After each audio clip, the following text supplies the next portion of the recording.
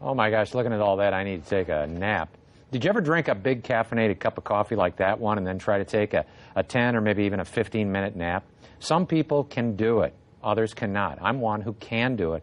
I feel so refreshed. Well, we've got nurse practitioner. She's also a professor at Maryville, Loretta Colvin, and she is with SSM Health Sleep Disorder Center at St. Mary's Hospital and also St. Clare.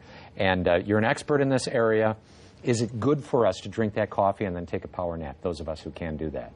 Well, so the idea behind the caffeine nap, was first looking at people who didn't get quite enough sleep as a measure to help them.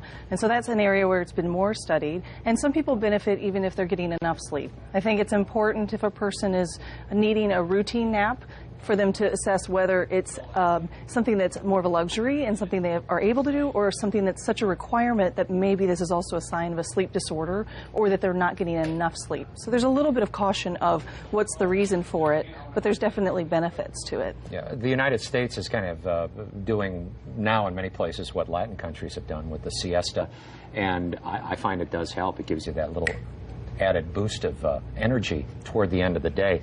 But if you sleep more than I've discovered, if I sleep more than, say, 30 minutes, I'm just in the worst situation. Why is that? It's a great point. If you sleep too long, you're then starting to get a little bit too deep into sleep. It's going to be harder to wake up. It's a concept of inertia.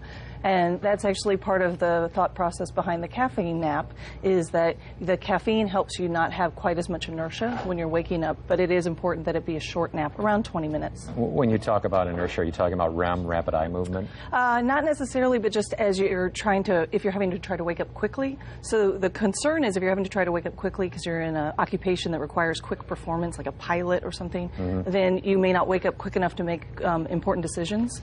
And so that inertia can affect your decision making right as you're waking up. But for a person that's more in the siesta type mindset, if they have a little time to wake up and it benefits them, you're not having to worry quite as much about that. What if you're one of these people who can't sleep through the night? And I'm not talking about somebody who has to get up and urinate or anything like that, just somebody who tosses and turns and they're agitated.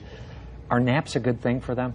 Not necessarily, because sometimes they're going to negatively impact nighttime sleep. So we do use caution with naps for people that have trouble at night.